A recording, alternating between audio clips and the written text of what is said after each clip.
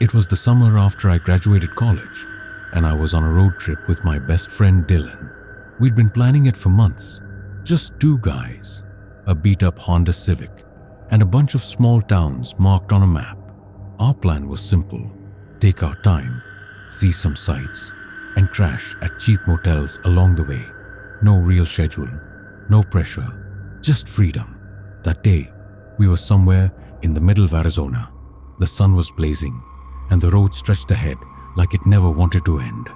The inside of the car smelled like beef jerky, sunscreen, and the faint scent of gas from the extra canister we kept in the trunk, just in case. We had the windows rolled down, music playing low, and nothing on our minds except getting to the next pit stop for gas and maybe a snack. We weren't in any rush. The desert rolled by, quiet and empty, and we felt completely at ease. We joked around, talked about dumb stuff, and shared stories we'd already told 100 times. It was one of those moments where everything felt simple, safe. We had no idea that would change before the day was over. We pulled off the highway around late afternoon, the sun starting to sink low behind the hills. The gas station we stopped at wasn't anything fancy, just a small 2-pump setup next to a tiny convenience store. The place looked old, like it hadn't been updated in decades. Faded signs, dusty windows, and an old ice machine out front that hummed loudly. But we were low on gas and hungry, so we didn't think twice. While Dylan filled up the tank, I went inside to grab snacks and use the restroom. The door let out this high-pitched squeak when I opened it, and the air inside was thick and stale, like the place hadn't been properly aired out in weeks. A small bell above the door jingled as I walked in, but no one was at the register. I figured the clerk might be in the back, so I just gave a polite hello and went on looking for food. The shelves were half-stocked and oddly organized. Cans of soup next to motor oil, candy bars shoved in with batteries. I chalked it up to small-town charm and grabbed a couple of bags of chips and a soda. That's when I noticed something strange. One of the security mirrors in the corner of the store, those convex ones, was cracked right down the middle, and for a moment, I could have sworn I saw movement in it, like a shadow passing through an aisle I wasn't near. I turned around quickly, but no one was there. Trying to shake off the weird feeling, I made my way to the back to use the restroom. The hallway leading there was narrow and dim, lit by a flickering fluorescent light that buzzed loud enough to be annoying. The door to the bathroom creaked open, and when I stepped inside, I noticed the mirror above the sink was fogged up like someone had just taken a hot shower. Only the place didn't have any running hot water. I checked the sink. Ice cold. A weird chill ran down my spine. I stood there for a moment, staring at the fogged mirror, and noticed something else. A faint handprint on the glass, right at eye level, too big to be mine. I didn't want to admit it, but something about the place was off. I suddenly felt very alone. Even with Dylan outside, I felt like I was somewhere I wasn't supposed to be. I didn't even wash my hands. I just backed away from that mirror, eyes locked on the foggy glass. The handprint was still there, still fresh. I opened the bathroom door and stepped into the hallway, but everything was different. It was too quiet. The buzzing light above me had stopped.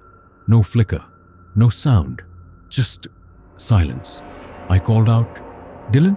My voice echoed down the empty hallway and into the store, but there was no answer. I quickened my pace, heart thudding hard in my chest, snacks still clutched in one hand. As I stepped back into the main storage area, I stopped cold. The door to the outside was wide open.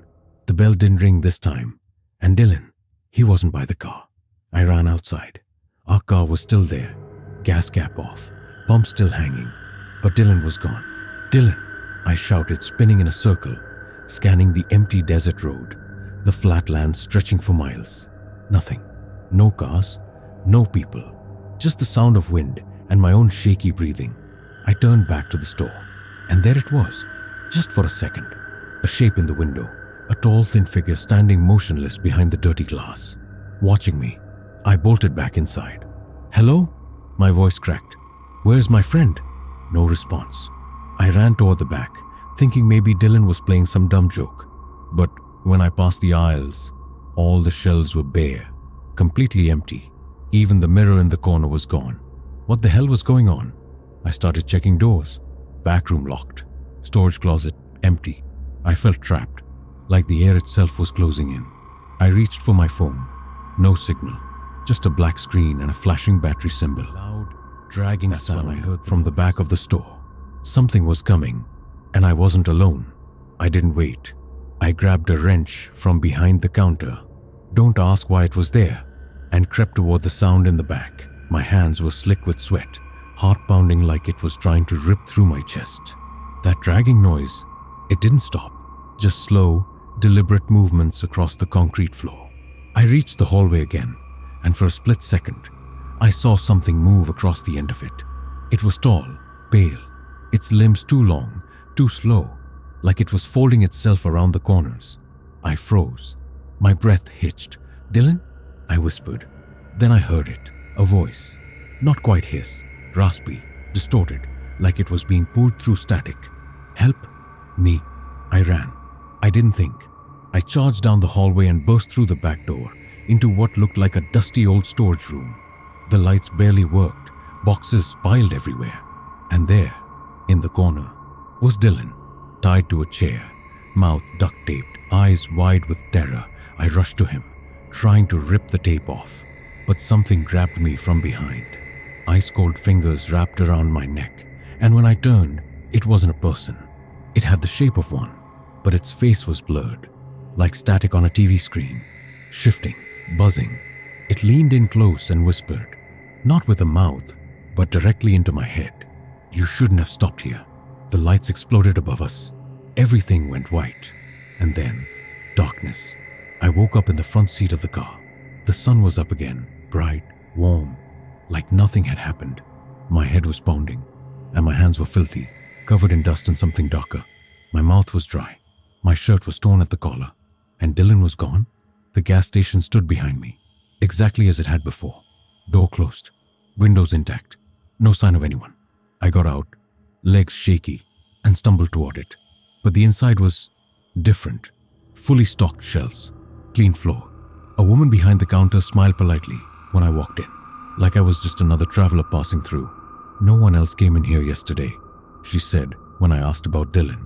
"You were alone." I asked her to check the cameras. She frowned. "They've been broken for years." I drove to the nearest police station, rambling through my story. They searched the area. Drones, dogs, nothing. No footprints, no tire marks, no Dylan. They told me I must have fallen asleep from exhaustion and imagined the rest. That maybe Dylan had taken off, left me there. But I know what I saw. I still wake up some nights hearing that voice in my head. "You shouldn't have stopped here." I haven't touched a highway since. Haven't left the city in months. And sometimes, when I pass a mirror, I see that face, that static, just for a second. Then it's gone, but I know it's waiting. This happened to me last winter, during a solo drive from Denver to Salt Lake City. I had a job interview the next morning and decided to save on hotel costs by driving through the night. I'd done it before, nothing out of the ordinary. Just me, my old Jeep, and a thermos full of gas station coffee. The sky had that heavy, overcast look all night, like it was holding back a storm. The highway was quiet, with barely any other cars around. I had music playing softly, and the heater running just enough to keep the chill away. It was peaceful in a way, just long, empty roads and snow-dusted pine trees on either side. Around 2:30 a.m., I noticed my fuel gauge dipping lower than I'd like. I wasn't too worried until the GPS showed the next station was still over 40 miles away. But right after that, like it was meant to be, a small sign popped up. "Fuel, rest stop 1 mile." I pulled in without a second thought. It was one of those older rest stops with a single gas pump and a small building off to the side. Probably vending machines and a couple of bathrooms. The whole place was dimly lit, with one buzzing yellow light over the pump and another flickering near the building entrance. I figured I'd fuel up, stretch my legs, and be back on the road in 10 minutes. I had no idea I was stepping into something I wouldn't be able to explain. Even now, I pulled up to the single gas pump, noticing there were no other cars around, not even a parked truck or someone sleeping in their vehicle. For a rest stop, especially one open 24/7, it felt deserted, but I shrugged it off. It was late, and a snowstorm had been lightly building in the distance. Maybe everyone was just avoiding travel that night. I stepped out and started pumping gas. The air was ice cold, and the only sound was the wind whistling through the trees nearby. No traffic noise, no animals, just that soft, high-pitched howling of wind that seemed to wrap around the whole place. When I glanced toward the small building, I noticed the light above the door flicker, then go out completely. A second later, it buzzed back to life, faint and yellow, like it was struggling to stay on.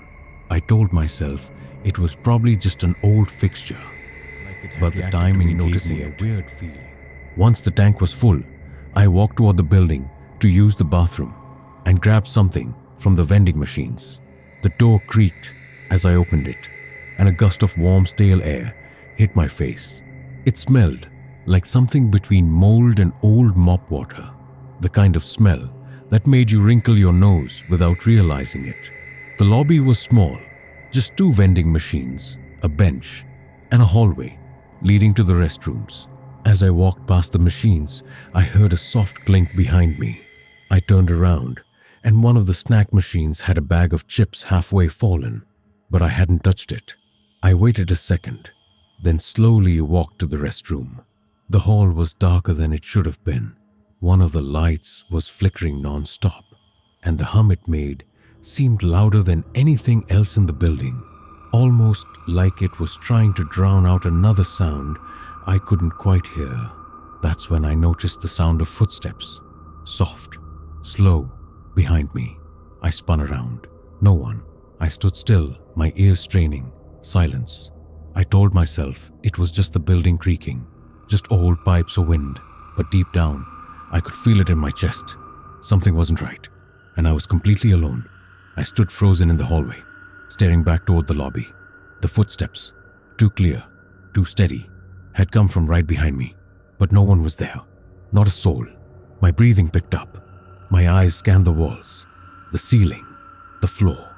Still nothing. I turned back toward the restroom and pushed the door open fast. Empty. Just a dimly lit stall, a cracked mirror above the sink, and an old dripping faucet that echoed in the silence. But something wasn't right. The stall door was swinging gently, like it had just been pushed. No windows, no breeze, no reason for it to move.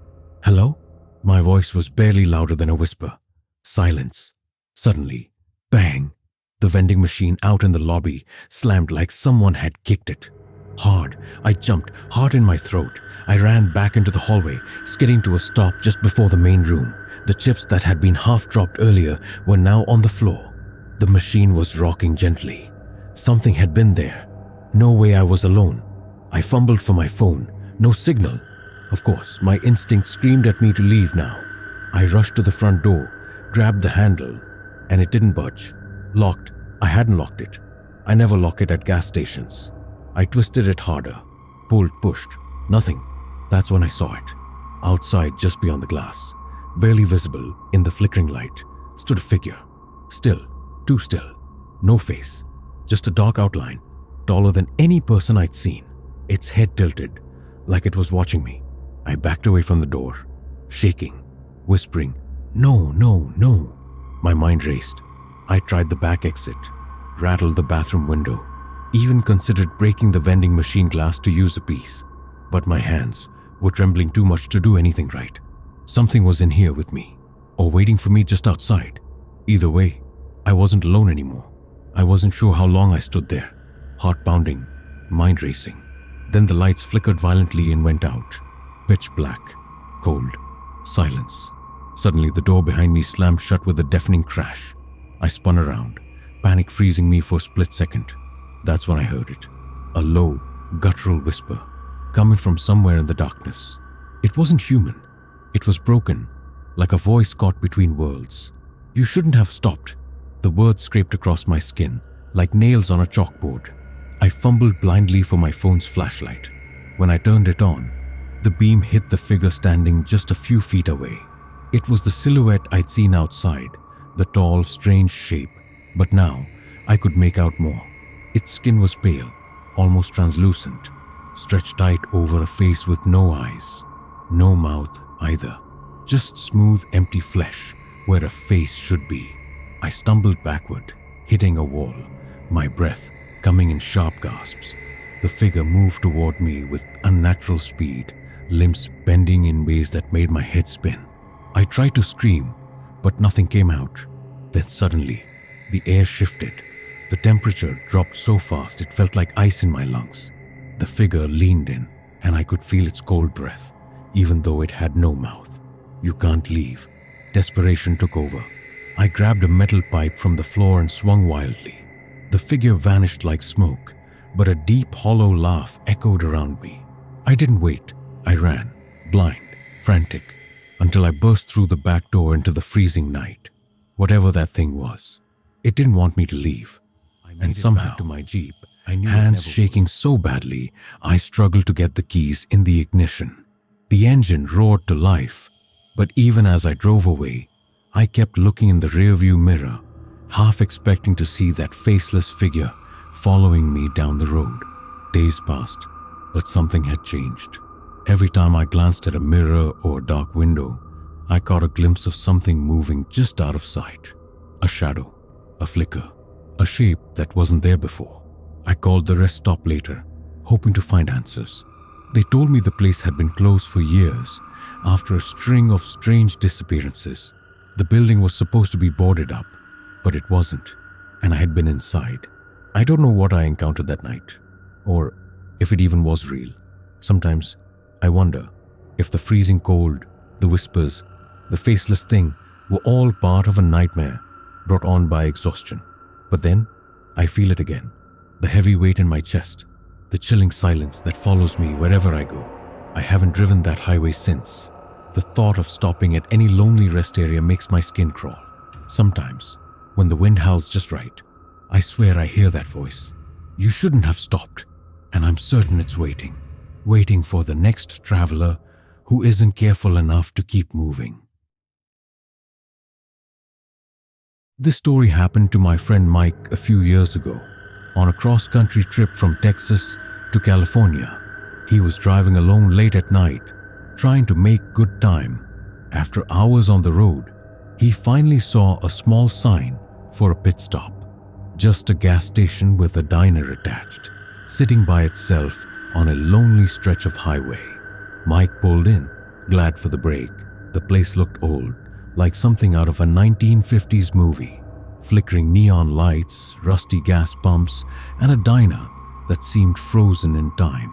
It was quiet, but he figured that was normal for a place this far from the city, especially in the middle of the night. He went inside to use the restroom and grabbed some coffee. The diner smelled like stale cigarettes and fried food. The few customers inside were silent, their faces half hidden in shadows. Mike thought it was just a slow night, nothing weird. At that moment, Mike didn't realize he was stepping into a nightmare that would haunt him for years. What started as a simple pit stop would soon turn into one of the most terrifying experiences of his life. Mike ordered a black coffee at the counter and took a seat by the window. The diner was nearly empty, except for a couple of older men sitting in a booth at the back. They barely spoke, just nodded at each other now and then. The waitress was quiet, moving slowly, as if she was tired or didn't want to be there. At first, everything seemed normal, but then Mike noticed the clock on the wall. The hands were stuck at 3:17. He glanced away for a moment, then looked back. It hadn't moved. He shook his head, thinking it must be broken. Still, the thought nagged at him. Time shouldn't stop like that, not even in an old place. Then came the sounds. At first, it was just soft tapping, like fingernails on a tabletop. Mike looked around, but the diner was silent except for the low hum of the fridge and the clinking of dishes from the kitchen. No one was tapping.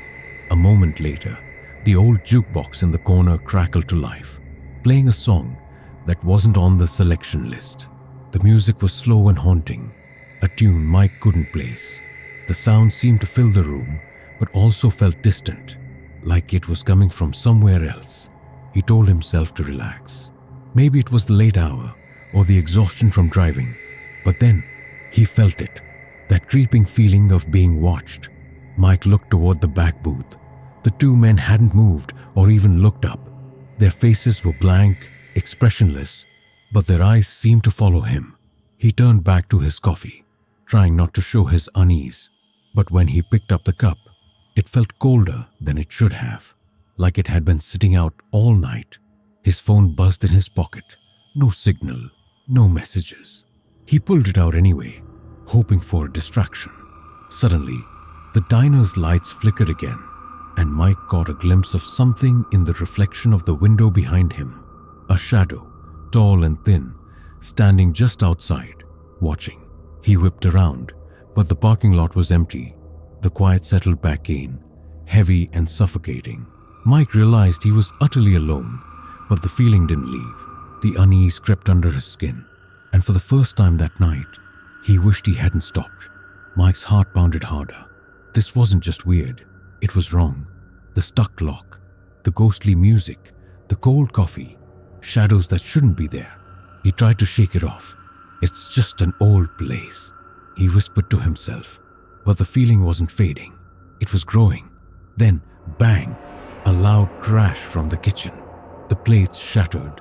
The clatter echoed through the diner, making Mike jump so hard he nearly spilled his coffee.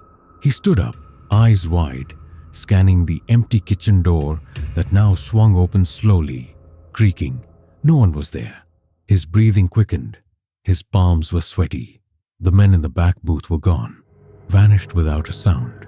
Mike took a step toward the door, then stopped. His instincts screamed at him to run, but curiosity and fear kept ready to defend himself. The flickering lights cast strange shapes on the walls, and his phone was still dead. No signal. A low whisper drifted through the air, barely audible. "You shouldn't be here." Mike spun around, heart hammering. The diner looked different, colder, darker. The walls seemed to close in. He moved toward the exit, but the front door slammed shut on its own, locking tight. Panic set in. "Let me out!" Mike yelled, rattling the handle, banging on the glass. Suddenly, the shadow appeared in the corner. A tall, thin figure with a pale face. No eyes, no mouth. Mike froze. The whisper came again, louder this time. "Stay." He backed away, tripping over a chair, desperate to find another way out. Rational thoughts slipped away. All that mattered was escape. He fumbled for the bathroom window, yanking it open with shaking hands. The cold night air hit his face like a slap. Mike climbed through, landing hard on the cracked pavement outside. He didn't look back. He ran. Mike stumbled out into the cold night air, heart pounding so hard it felt like it might burst. The diner's flickering neon sign buzzed above him, casting eerie shadows on the cracked pavement. He thought he was safe, away from that nightmare inside. But then he heard it, the soft dragging sound behind him, slow, deliberate. He spun around, nothing. He took a shaky step forward and froze. There, standing under the neon glow, was the shadowy figure again. But this time, it wasn't alone. Around it, shapes emerged from the darkness, dozens of them, tall and thin, their faces pale and blank, like hollow masks.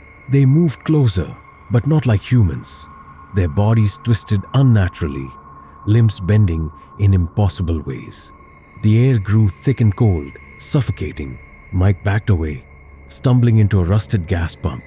His breath came in ragged gasps. "Who? What are you?" he managed to whisper, his voice shaking. The tallest figure stepped forward. Its featureless face slowly cracked open, like shattered glass, revealing hollow darkness within. A guttural sound echoed from it, a sound that wasn't a word, but a warning. "Leave, or stay forever." Mike's eyes darted around, desperate for escape. The diner's door slammed behind him, sealing him in with these creatures. His mind screamed to run, but his legs wouldn't obey. The figures reached out, slow, silent, inevitable. Mike closed his eyes, waiting for the end. Then, a sudden blinding flash of light, and everything vanished. He was alone, standing in the empty parking lot. The night was still, but he knew, deep down, the horror wasn't gone. It was only waiting. Mike never forgot that night. When he finally found a working phone at the next gas station, he called the police. But when they arrived to check the diner, it was completely deserted. No sign of the patrons, no sign of the strange figures he'd seen. The place looked abandoned for years, windows boarded up, dust covering everything. He tried to explain what happened, but the officers just exchanged worried glances. They warned him to stay away from that road. Since then, Mike's been haunted, not just by what he saw, but by the way it changed him. He avoids highways after dark, and pit stops now feel like traps, waiting to close. Sometimes, late at night, he swears he hears that same whisper, the chilling warning to stay forever. He's not sure if it's a memory, a dream, or something still watching him. The worst part, he knows it's still out there, waiting, and if he ever stops again at a lonely pit stop, he fears the nightmare will begin anew. Because some places don't want you to leave, and some horrors don't end when you escape.